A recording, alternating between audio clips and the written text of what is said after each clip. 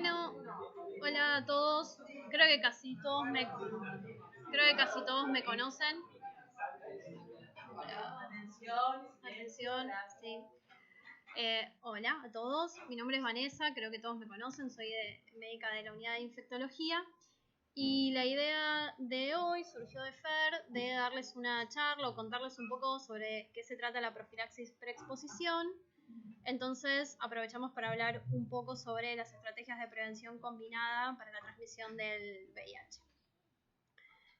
Vamos a hablar sobre un mini resumen de la situación epidemiológica del VIH en Argentina, qué es y cuáles son las estrategias de prevención combinada para el VIH, qué significa indetectable igual intransmisible y, por último, profilaxis preexposición. Bueno, esta diapo tiene como mucho color y mucha información, pero es del boletín epidemiológico de diciembre del año pasado. Los datos que me gustaría que se lleven es que en Argentina viven 140.800 personas con VIH, el 13% desconoce su diagnóstico. Este es un dato muy importante, el 30% de los diagnósticos de VIH son tardíos, eso quiere decir que es o con una enfermedad oportunista o con menos de 350 CD4. La mediana de edad es entre 30 y 34 años para el diagnóstico y la principal vía de transmisión es a través de las relaciones sexuales, ¿sí? Por suerte no es un problema que tengamos en Argentina el uso de drogas endovenosas, o es mínimo porque la transmisión es puramente sexual.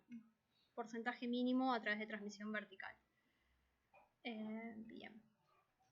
Estos son otros dos gráficos del resumen del reporte epidemiológico que muestran lo mismo básicamente.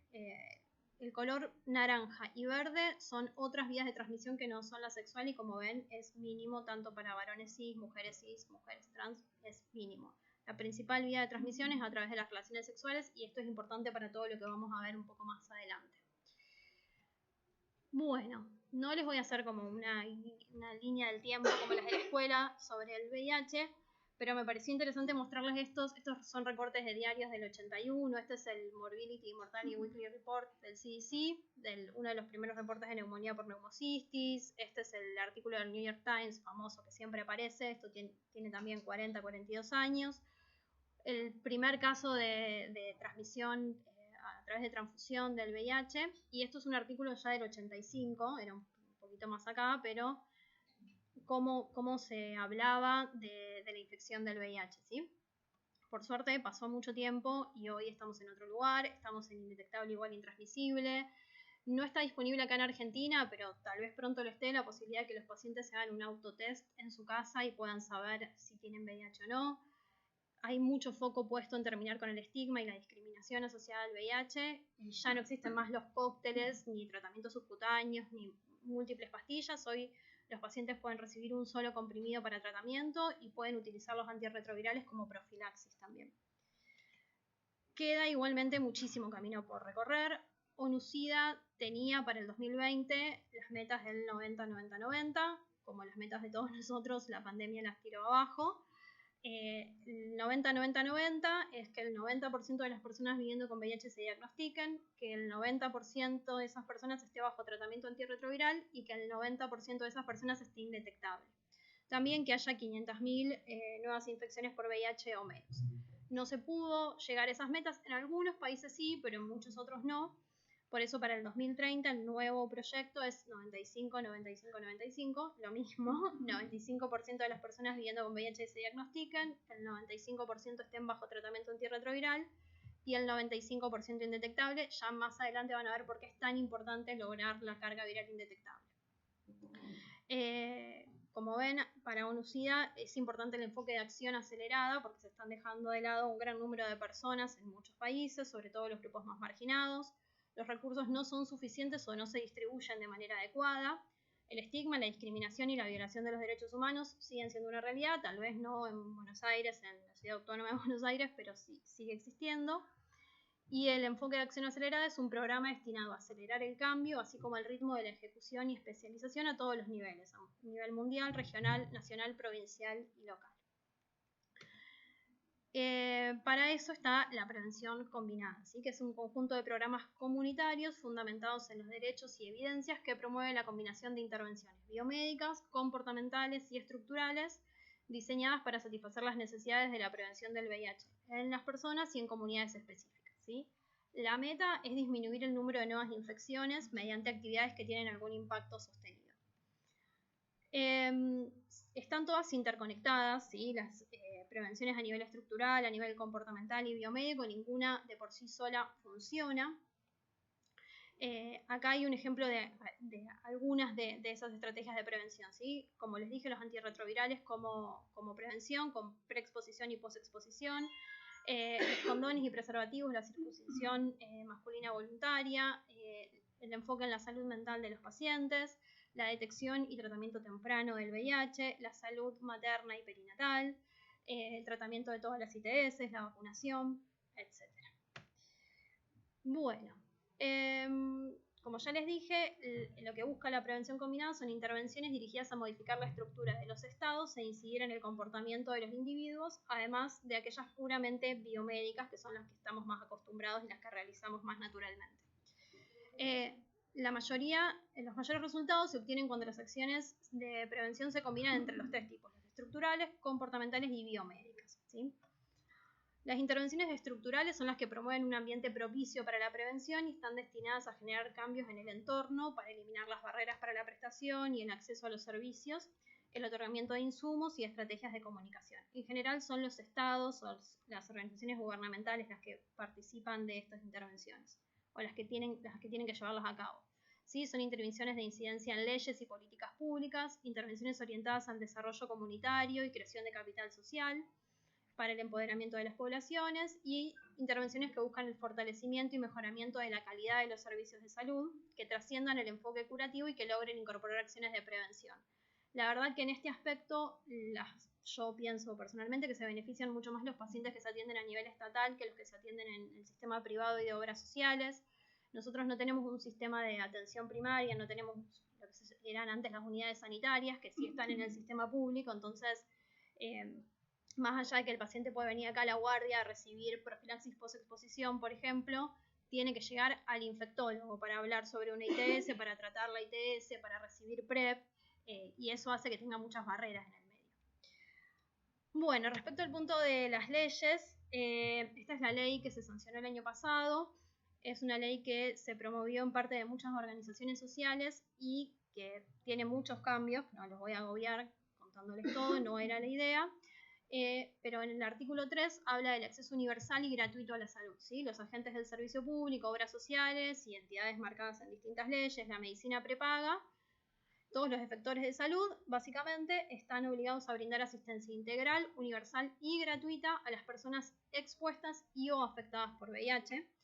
Y esto es importante porque hasta hace poco tiempo los pacientes que tenían una prepaga, no sé cómo funcionaba acá, pero los pacientes que tenían una prepaga tenían que pagar la profilaxis post-exposición, le cubrían el 40% y el resto tenían que pagarlo, salvo que fuese ocupacional o por un abuso.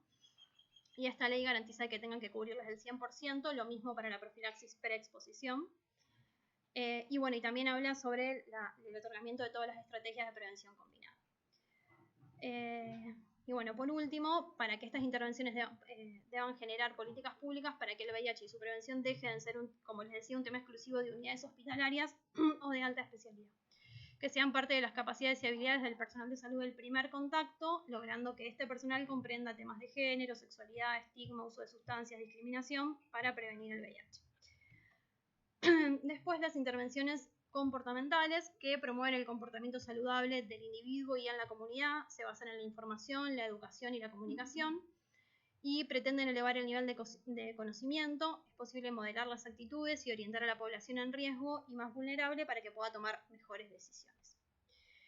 Y las intervenciones biomédicas, como les decía, que es la que estamos nosotros más acostumbrados a realizar y que nos salen más naturalmente, son las que están centradas en la persona, orientadas hacia el diagnóstico, la prevención y el uso de antirretrovirales, basadas en métodos clínicos y en métodos médicos desarrollados a base de evidencia científica.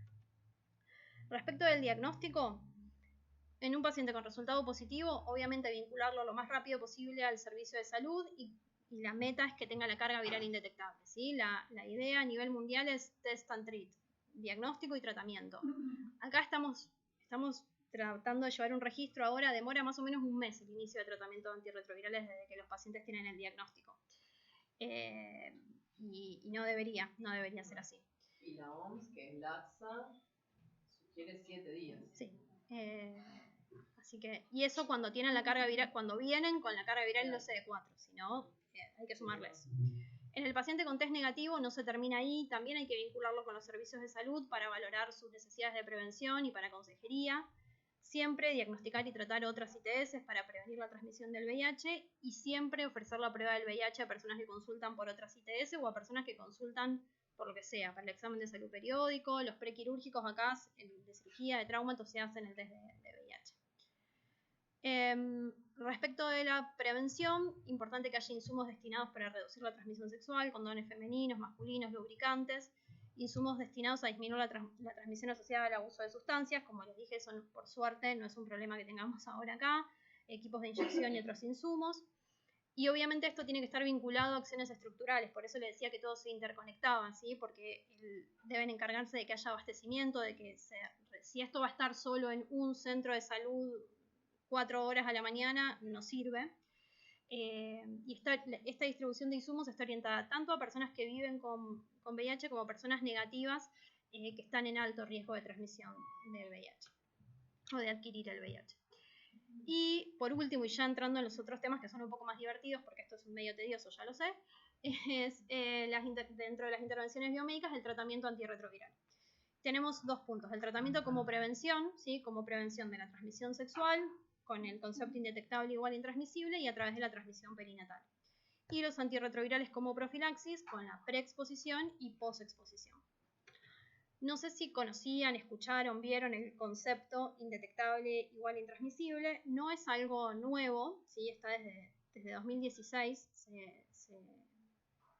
Se empezó a publicitar, por decirlo de alguna forma, este concepto, pero no es algo nuevo. Como les decía, en 2016, la Prevention Access Campaign y otros asociados lanzaron esta campaña de U igual U en inglés, indetectable igual intransmisible para nosotros, para comunicar el consenso sobre un hecho que se desconocía, que es que las personas que están en tratamiento antirretroviral y mantienen su carga viral indetectable no transmiten mediante las relaciones sexuales la infección por VIH. Este es el documento, acá está en inglés, pero si entran en la página está en todos los idiomas, en francés, en tailandés, en chino, en castellano, están todos los idiomas y dice lo mismo. Hay ahora evidencia que confirma que el riesgo de transmisión de una persona viviendo con VIH que está en terapia antirretroviral y mantiene su carga viral indetectable no transmite el VIH. Y esto es importante no solo para las parejas serodiscordantes, sino para la comunidad. Una persona VIH positiva que esté indetectable no lo transmite ni a su pareja ni con cualquier persona con la que esté en contacto a través de las relaciones sexuales. Les voy a mostrar los 3 artículos en los que se basaron para emitir este consenso y este concepto. Como ven, este es el primero, HPTN 052. Muchos estudios del VIH tienen estas siglas, es HIV Prevention Trial Network, así que van a ver muchos artículos relacionados al VIH con esas siglas y números. Este estudio es un doble ciego randomizado multicéntrico para evaluar si el tratamiento puede prevenir la transmisión de parejas serodiscordantes. Como ven, de 2005 a 2007 y otra corte de 2007 a 2010. Es muy viejo, por decirlo de alguna forma. Acá hubo 1.763 parejas, el 97% heterosexuales. Había 2 grupos, uno que iniciaba temprano y otro de forma retrasada, porque en ese momento no se iniciaba el tratamiento antirretroviral. Hubo 2 estudios, un mini paréntesis, hubo 2 estudios importantes, el SMART y el START, que demostraron que no se debe suspender el tratamiento antirretroviral cuando los pacientes llegan a un determinado nivel de CD4, y el START, que fue en 2015 que hubo como la publicación, porque yo empezaba el fellow, la residencia de infecto, que todos los pacientes cuando tienen el diagnóstico tienen que empezar sin importar su nivel de CD4 y sin importar su carga viral. Hay minis excepciones según alguna que otra infección oportunista, pero todos deben iniciar el tratamiento temprano. Por eso este estudio era así. Y en la IAS en 2015, que es la conferencia internacional de VIH más importante, se presentó este estudio, se publicó en el New England y lo que demostraron es un 93% de la reducción de la transmisión del VIH con solo 8 casos de infección. El estudio posterior es el PARTNER y PARTNER 2. Acá fue prospectivo, observacional, multicéntrico. Incluyó, también parejas serodiscordantes, heterosexuales y en el PARTNER 2, hombres sexo con hombres. Hubo 77.000 relaciones sexuales anales aproximadamente sin protección en los años de seguimiento y 0 transmisión. Solo 15 nuevas infecciones que ninguna estuvo ligada filogenéticamente. este artículo publicado en el Lancet, para que vean que es evidencia verdadera y robusta. Y por último, el Opposites Attract, que es un estudio del 2012, se hizo de 2012 a 2016, también observacional, prospectivo, multicéntrico, en Australia, Brasil y Tailandia, y tampoco hubo infecciones, solo 3 nuevas infecciones, pero ninguna ligada filogenéticamente. Así que a partir de toda esta evidencia científica, desde 2016 se promueve y es muy importante que todos sepamos que las personas que están en tratamiento antirretroviral y mantienen su carga viral indetectable no transmiten mediante las relaciones sexuales la infección por VIH. Esto no se puede extrapolar para la profilaxis post-exposición cuando tenemos un accidente ocupacional, tampoco a la lactancia. Hay investigación y búsqueda sobre eso, pero tampoco lo podemos extrapolar a la lactancia todavía, tal vez más adelante sí. Bueno, y por último, seguro deben estar muy aburridos porque todo esto a mí me encanta, pero a la población general no sé, el profilaxis preexposición, que este también es un concepto no tan nuevo, pero nuevo, y es el uso de medicación antirretroviral previo a la exposición de riesgo, ¿sí? Está recomendada en personas, obviamente VIH negativas, que tienen un riesgo significativo de infección por VIH. Como les conté antes, la principal vía de transmisión del VIH en Argentina es a nivel sexual. La eficacia del uso de antirretrovirales orales para la prevención de la transmisión del VIH fue establecida en múltiples ensayos clínicos. Acá no se los voy a contar a todos de manera detallada para no aburrirlos, pero como ven hubo muchos estudios que incluyeron hombres y mujeres heterosexuales, parejas heterodiscordantes, hombres que tenían sexo con hombres, mujeres transgénero, en varios países, en varios continentes, probando tenofovir emtricitabina diario, y se demostró la eficacia. Para la profilaxis preexposición se pueden usar o están estudiadas 3 drogas. El tenofovir disoproxil fumarato emtricitabina, que es este, el tenofovir alafenamida emtricitabina, que es el Descovy, ese no lo tenemos disponible nosotros en el sanatorio, y el cabotegravir long acting, que es la única droga hasta el momento aprobada de acción inyectable. Está aprobada para tratamiento y está aprobada para profilaxis preexposición. En Argentina está aprobada por ANMAT, pero todavía no está disponible. Cuando esté disponible va a estar disponible para switch de pacientes con VIH, pero se administra cada 8 semanas, tanto para tratamiento como para preexposición. Bueno, estos estudios demostraron que tenofovir emtricitabina sirve para PrEP. Después se hizo el estudio Discover, que en realidad lo que quería probar era si el TAF, tenofovir alafenamida, servía igual que tenofovir disoproxil fumarato. Fue un estudio doble ciego, multicéntrico, randomizado con control activo de no inferioridad. Incluyó hombres sexo con hombres y mujeres transgénero y demostró que TAF FTC fue no inferior que tenofovir con igual incidencia de efectos adversos. Y por último, estos son los 2 estudios que se hicieron con cabotegravir inyectable. Los estudios para tratamiento son los LATE y LATE2 y el HPTN 083 y 084, publicados en el New England y en el Lancet, fueron los estudios que se hicieron con PrEP. De hecho, se desarrollaron en Fundación Huésped algunos de estos estudios dentro de todos los otros lugares.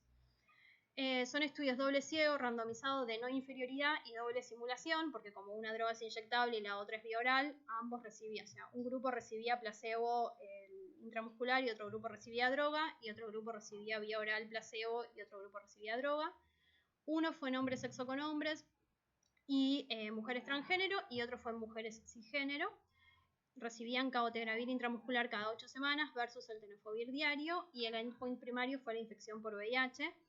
Hubo menos infecciones en el grupo que recibió cabotegravir, pero tuvieron más reacciones en el sitio de aplicación el grupo que recibió cabotegravir inyectable. Bueno, ¿a quiénes les vamos a indicar PrEP? A las poblaciones de alto riesgo para adquirir la infección. ¿Qué porcentaje tuvieron reacciones? 81% versus un 30% los que recibieron el placebo. Y los que participaron del estudio de tratamiento también tuvieron mayores efectos adversos. Hablando de las estrategias de prevención combinada y de cómo tienen que los estados y las organizaciones facilitar, cuando podamos administrar cabotegravir inyectable va a ser un problema para nosotros OSVA, y para las prepagas también en un punto, porque la medicación viene ya en la caja con su jeringa y con su aguja. y tiene que estar capacitado por personal del laboratorio el que va a administrar la medicación. Entonces, para nuestros pacientes que cada uno retira en una farmacia distinta cerca de su domicilio, va a ser difícil. Tal vez deban acercarse acá o no sé cómo se implementará en ese momento. En otros centros, por ejemplo, no sé, acá en Argentina, Helios, que todo ocurre en el mismo lugar, farmacia, vacunatorio, enfermería, todo va a ser más fácil de implementar.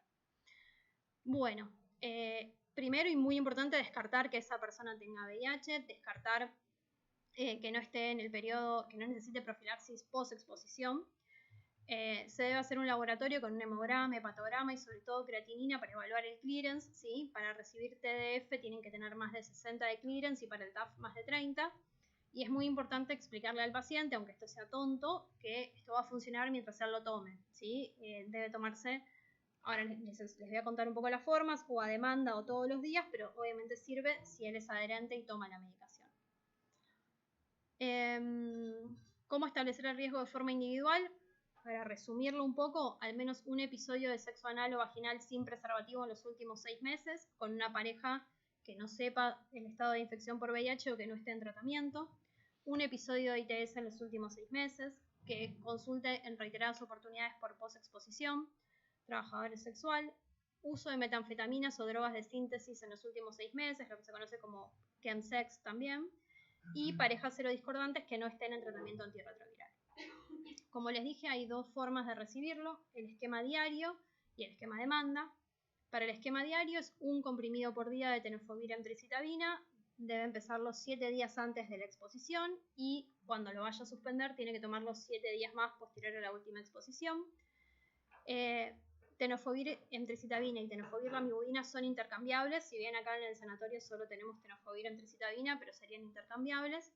Y en personas que desean concebir se comienza 20 días antes y se suspende 20 días después del último intento de concepción. Y el esquema de demanda solamente lo pueden utilizar los hombres que tienen sexo con hombres. Se toman 2 comprimidos entre 2 y 24 horas antes de la exposición, un comprimido a las 24 horas y uno a las 48 horas. Y si vuelve a haber una exposición de riesgo, se tiene que prolongar este comprimido diario. Bueno, ¿cómo implementarlo? No lo puse yo para no ser muy tediosa y muy larga la clase, pero el otro día encontré una especie de guía para la entrevista con el paciente que me pareció muy linda. Es un poco incómodo hablar de la vida sexual con los pacientes, sobre todo con un paciente que ves por primera vez en tu vida. Y la realidad es que tampoco hay que indagar tanto. Un curso de la OPS dice que solo el paciente consulte para recibir PrEP es razón suficiente para indicársela. Sin tener que indagar y preguntar porque tal vez no nos quiere contar qué prácticas realiza o cómo las realiza. Pero bueno, eso será para otra charla. Pero bueno, tiene que ser ofrecida dentro de un conjunto de medidas de prevención, con acceso al testeo de VIH y testeo de otras ITS, aprovechar esa oportunidad para vacunarlo para hepatitis A, hepatitis B y HPV, hacer mucho hincapié en la adherencia y en el acceso, en que sea de fácil acceso, ¿sí? De fácil acceso en todos sentidos. Si el paciente tiene que ir a 78 mostradores y mostrar la orden y explicar PrEP y que le pregunten ¿y qué es PrEP? ¿Y cómo? ¿Y por qué? Si tiene que decir que ahora se tiene que hacer el test de VIH y no puede esperar el turno de laboratorio, capaz no tiene ganas de explicar por qué tiene que ser ahora el turno de VIH. Entonces, todo eso tiene que ser fácil para todos los pacientes, pero para estos también. En las consultas posteriores lo que nosotros hacemos es tener una confirmación del test de VIH negativo. Tiene que tener un test de VIH negativo dentro de los 7 días. Luego nosotros al mes hacemos un nuevo test de VIH y después de forma trimestral.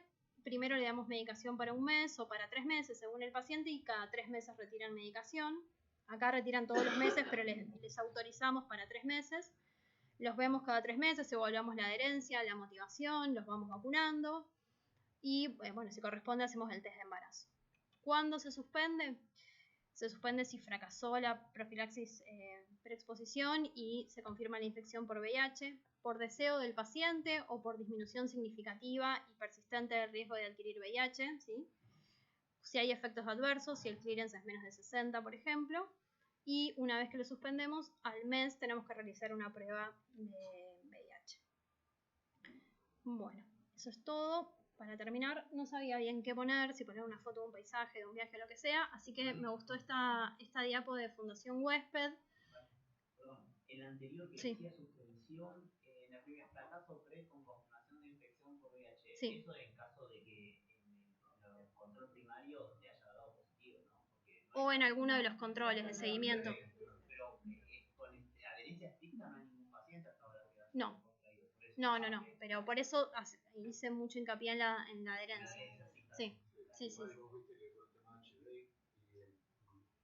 y adherencia es un tema, porque el paciente te jura y perjura que lo toma y uno se da cuenta que la adherencia no es tan perfecta.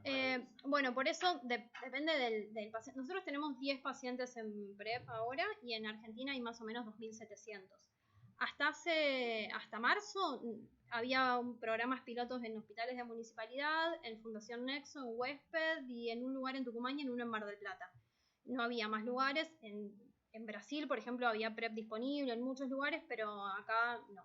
Tenían que comprarla. Había muchos pacientes que podían y la compraban, algunos que podían y lo compraban y otros que no, que estaban en esos programas pilotos. Desde marzo, con esta ley, los hospitales, sobre todo los de la Ciudad de Buenos Aires, empezaron a darle a los pacientes una notita de que cada uno tenía que venir a retirarlo a su prepaga o a su obra social, a donde correspondiese. Entonces empezaron a venir acá esos pacientes y algunos otros que escucharon y vienen a consultar. Tenemos 10 hasta ahora en tratamiento. Es muy reciente, llevan, no sé, como mucho llevarán 3 meses. Y depende del paciente y de lo que él sepa de su vida y de sus conductas, es si lo va a tomar todos los días o si lo va a tomar solo a demanda. ¿Sí? Yo la experiencia que tengo acá y en los otros lugares que trabajo es que algunos dicen, no, yo no lo voy a tomar todos los días, porque yo no es que todos los días tengo alguna situación en la que pueda estar en riesgo. Yo es en tal momento, por tal cosa, por tal situación, entonces lo toman a demanda y eso es mucho más fácil para la adherencia. Bueno, y lo que les decía de esta diapo, que me gustó de Huésped, yo no creo que nadie a esta altura de la vida diga sidoso, pero igualmente no es sidoso ni portador ni víctima del SIDA, es persona con VIH, persona viviendo con VIH, no murió de SIDA, sino murió a causa del SIDA o por enfermedades relacionadas al SIDA, no se contagia el VIH, se transmite, y no decimos agarrarse VIH o SIDA, sino contraer o adquirir. No lo digo desde acá parada diciendo que siempre digo todas las cosas bien, sino para que de a poco todos vayamos aprendiendo a usar los verbos correctos y las palabras correctas para que nadie se sienta herido o lastimado con la forma en la que hablamos. Y eso es todo.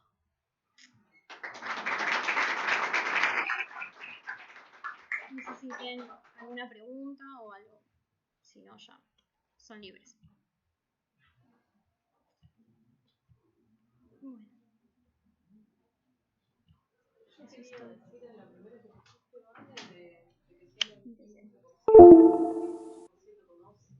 Desconoce el diagnóstico que el otro día en una de las mesas de SAD y de ETS que presentaron esos datos recientes lo compararon con el 30% de hace unos años que desconocía el diagnóstico. En cuanto a las metas, 90, 90, 90, no es 90, pero va se mejorando mejoró el porcentaje de gente. Sí, de hecho la mortalidad también acá fue disminuyendo, o sea que estamos por ahí mejor. Como algo positivo, no es el 90, pero viene mejor que antes. Sí. Y lo importante también es justamente para todos los que no hacen infectología la importancia del testeo. Esto es transversal, uno piensa siglo XXI con más de 30 y pico de años de primeros casos, que uno piensa en HIV, piensa en el infectólogo. La verdad es que probablemente tengan mucha más oportunidad de diagnóstico cualquiera de las especialidades, ¿no? Clínica, quirúrgica, la que sea. Es que hay un grupo de pacientes que va al infectólogo a pedir el testeo de las ITS. Yo lo veo en Estambulián, donde trabajo, porque es el tipo de pacientes que van.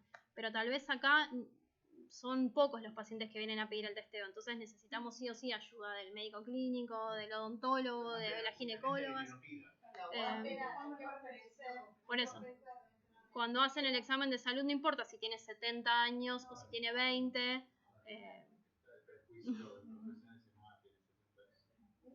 Sí. Si es mujer, si es una señora que decís, no, pero es una abuela. Y puede suceder a todos. A todos. Pero eso también tiene que ver también con pensar de que no hay vida sexual en la gente mayor. Sí. Hay relaciones sexuales y no siempre se cuidan, porque justamente implican, bueno, ¿no?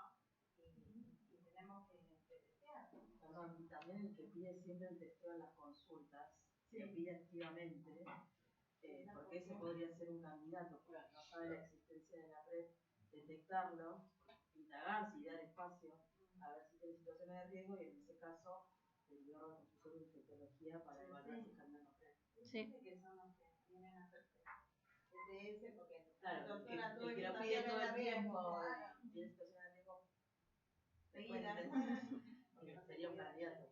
Sí. Sí, y este año en el Congreso de SADI, que fue ahora, insistieron mucho el testeo de HIV y el hepatitis B y vacunación en pacientes que no tienen anticuerpos. Pacientes adultos que no están vacunados y también la hepatitis A como casos que se están viendo de brotes de enfermedad de transmisión sexual en Europa, en pacientes no vacunados. Así que me parece que es importante no solamente pedir en la serología, que el pedir serología está como bastante metido ya en el resto de la serología, sino es indicarle a la vacuna lo que necesita. Vacunación.